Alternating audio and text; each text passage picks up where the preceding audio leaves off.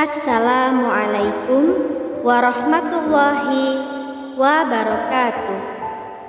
Syukur alhamdulillah atas rahmat Allah subhanahu wa ta'ala, kita berjumpa lagi di channel Surga Wanita. Semoga kita semua selalu dalam lindungan Allah subhanahu wa ta'ala dan dalam keadaan sehat walafiat. Amin ya rabbal alamin. Sahabatku seiman yang dirahmati oleh Allah subhanahu wa ta'ala, Ummu Sulaim, kisah wanita yang paling mulia maharnya.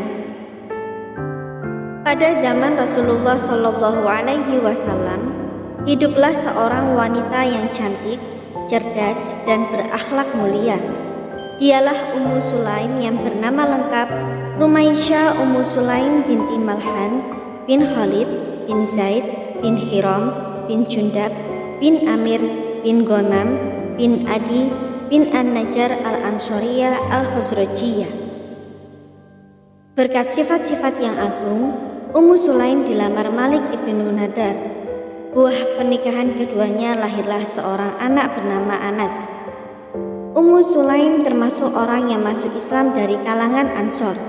Dengan penuh keyakinan, Ummu Sulaim tanpa ragu meninggalkan kebiasaan orang jahiliyah dari menyembah berhala. Tak mudah bagi Ummu Sulaim untuk memeluk Islam, agama yang paling benar dan diridhoi Allah Subhanahu wa ta'ala.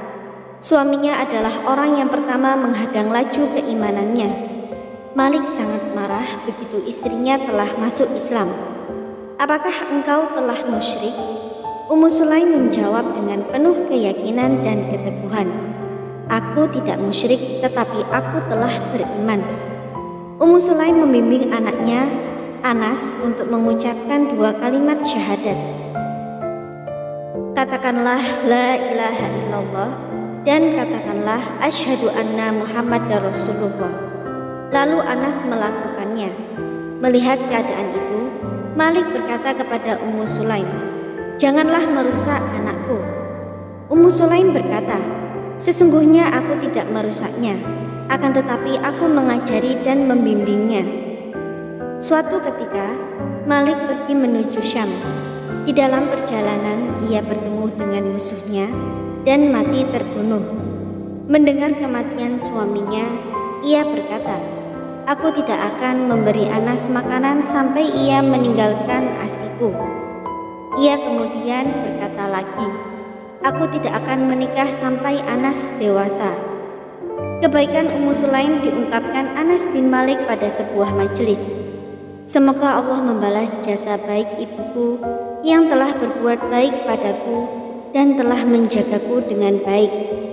Ummu Sulaim menyerahkan si jantung hatinya, Anas, sebagai pelayan di sisi seorang pengajar manusia dengan segala kebaikan, yakni Rasulullah Shallallahu Alaihi Wasallam.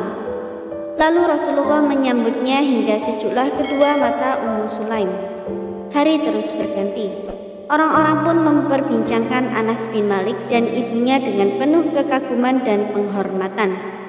Kemudian, kemuliaan dan kebaikan Ummu Sulaim terdengar di telinga Abu Thalha, seorang hartawan di zaman itu. Dengan penuh cinta dan kekaguman, sehingga ia berusaha untuk meminang Ummu Sulaim.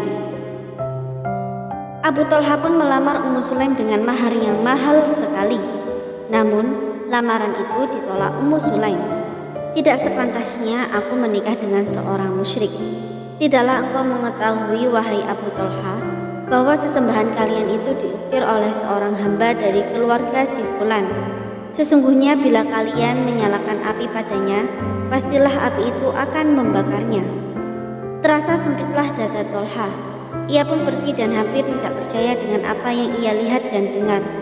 Namun cintanya yang tulus membuat Thalha kembali datang dengan mahar yang paling istimewa, dengan harapan Ummu Sulaim bisa luluh dan mau menerimanya. Sebagai daiyah yang cerdas, Ummu Sulaim tak silau dengan harta, kehormatan, dan kegagahan. Lalu ia berkata dengan santun, Tidak pantas orang yang sepertimu akan ditolak, wahai Abu Talha. Akan tetapi engkau seorang kafir, sedang aku seorang muslimah yang tidak pantas bagiku untuk menikah denganmu. Lalu Abu Talha berkata, itu bukan kebiasaanmu. Ummu Sulaim berkata, apa kebiasaanku? Ia berkata, emas dan perak.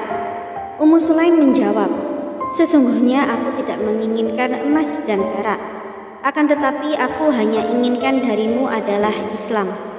Abu Talha lalu berkata, siapakah orang yang akan membimbingku untuk hal itu? Ummu Sulaim berkata, yang akan mengenalkan hal itu adalah Rasulullah Shallallahu Alaihi Wasallam. Pergilah Abu Talha menemui Nabi. Ketika itu Rasulullah Shallallahu Alaihi Wasallam sedang duduk bersama para sahabatnya. Saat melihat Abu Talha, Nabi bersabda, telah datang kepada kalian Abu Talha yang nampak dari kedua bola matanya semangat keislaman. Lalu Abu Talha datang dan mengabarkan apa yang telah dikatakan oleh Ummu Sulaim terhadapnya. Abu Talha pun akhirnya menikahi Ummu Sulaim dengan mahar yang telah dipersyaratkannya, yakni Islam. Semoga apa yang kami sampaikan kali ini bermanfaat bagi kita semua dan menjadi jariah soleh. Jangan lupa untuk menekan tombol like dan subscribe serta nyalakan lonceng notifikasinya agar Anda tidak ketinggalan video terbaru dari Surga Wanita. Sekian dan terima kasih banyak. Wassalamualaikum warahmatullahi wabarakatuh.